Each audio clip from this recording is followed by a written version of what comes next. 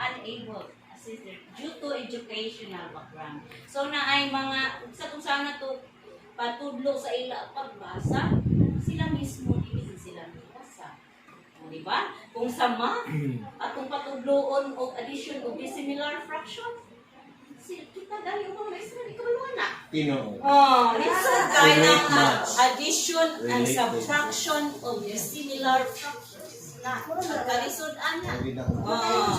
This is to be used in teaching mapping. And for the opportunities, most parents are supportive in their children's education. Then LGU and private institution offered free seminars and trainings regarding mapping. Then lots of online video lessons that can be used to aid teaching mapping. Sa YouTube na lang taan ni magpatabang, sir. Then lack of technological facilities such as internet connectivity and computers at home.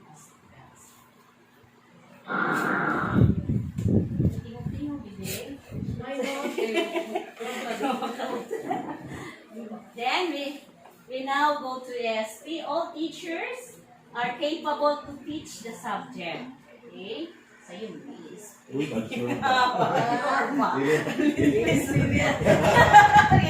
Listen ba yan ay tudlo ha? Dili na siya sayon. Sayon, praktikalan naman na sir. Minsan may binatungkuhan sa balay sa atong values.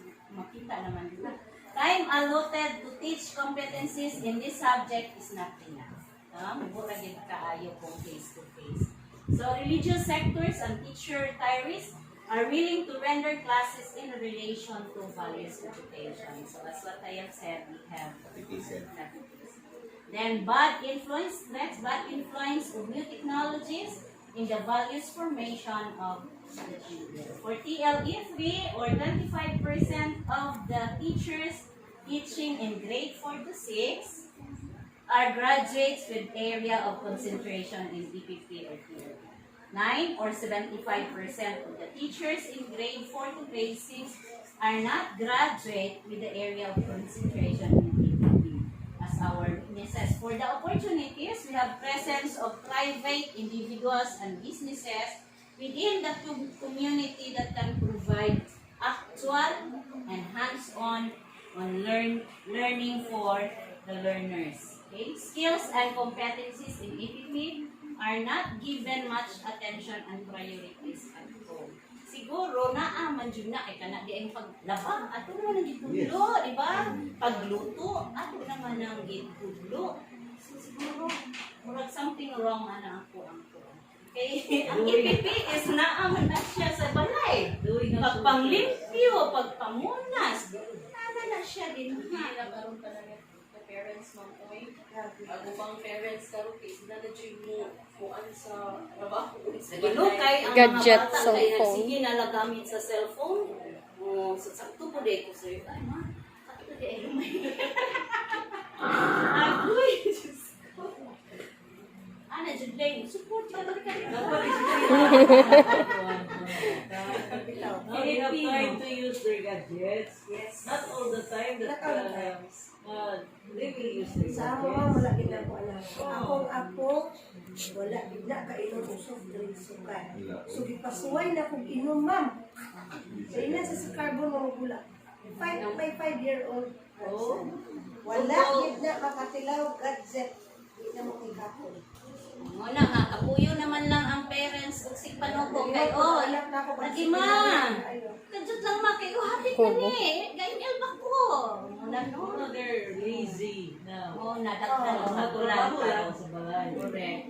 Okay, so for Filipino, we have 2 or 9% of the teachers graduated Filipino majors. May major in Filipino. 20 or 91% of the teachers were not Filipino major. Then the 4 opportunities, seminars and trainings offered related to this subject and the threats unstable internet connection.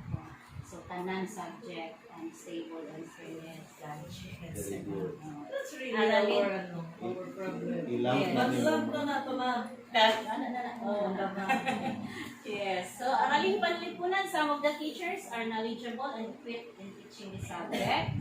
Then weaknesses, not all teachers teaching Araling Panlipunan are Araling Panlipunan major. Available online resources to aid as opportunity to aid teaching this subject. No? Sa YouTube na lang ka. Unstable po, ang internet connection at home. Wala may gadget. Yan. Okay, so was good. So number 2, we have learning environment. So learner safety and security. For the strength, we have 23 or 100% of the teachers strictly follow school security and safety measures. And we also have 2 LGU, nasulat diha, LGU watchmen. And we have from barangay, Deped, no? Okay, so weaknesses, need to prioritize safety at all times, of course. Unfinished school perimeter fence. Dito sa atuwa kitang paan sa ulo. Oh, one. Okay, so presence of hazardous trees. And for opportunities, advocate for safety in school and community through the help of barangay council and supportive private organizations. They always support the schools. Okay, then presence of bad influence in that community. The friends.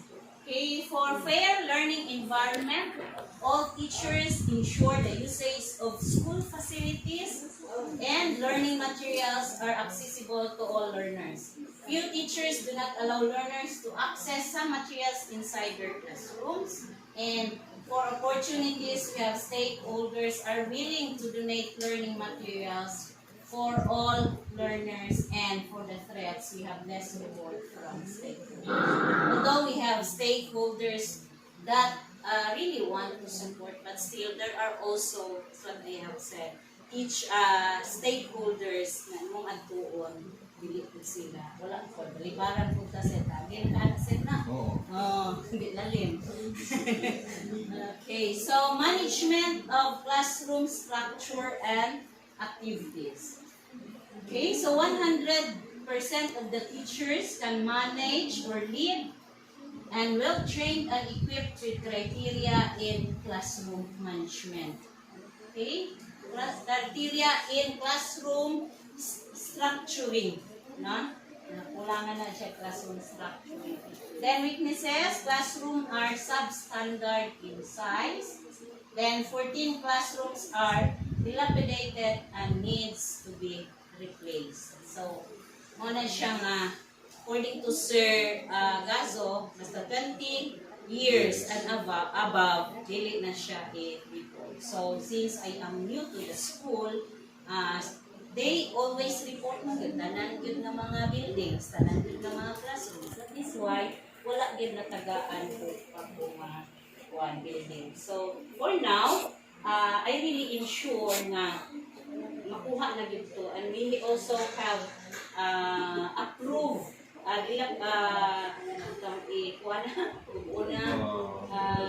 demolition 3 of 3 buildings. No,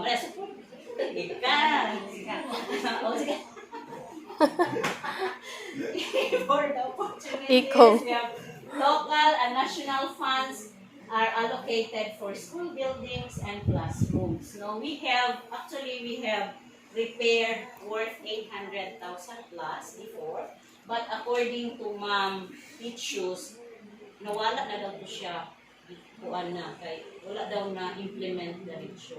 So for now, na aming budget nga school gate worth 500,000. Okay, so for the threats, we have many schools are also applying for new building. No, dili lang dito Kalan Elementary School ang nag-apply ng new building, but also many of the schools, no, who applied for new building. So that is why dili ta maglaom, although we already have requested, dili ta maglaom kay daghan mo kayo po request. So kung asa lapit ang ilahang ma-priority, wala ko to mauna. Okay, so support for learners' participation. Assist, for the strength, we have assist learners' prior knowledge and design lessons to further develop new learning and provide learners an option to learn on their own way. Okay, then for weaknesses, some teachers are not open to learners' way of expressing their thoughts and concerns.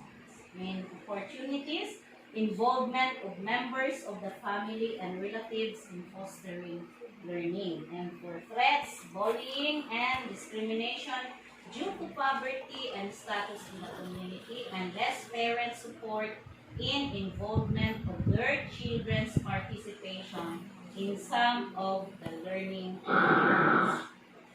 Okay, so promotion of purposive learning. Strength, we have teachers motivates learners to embrace possibility of their own learning through constant follow-up. Okay, for weaknesses, limited time of learner-teacher engagement and the learning process due to current situation. Wala tayo face-to-face.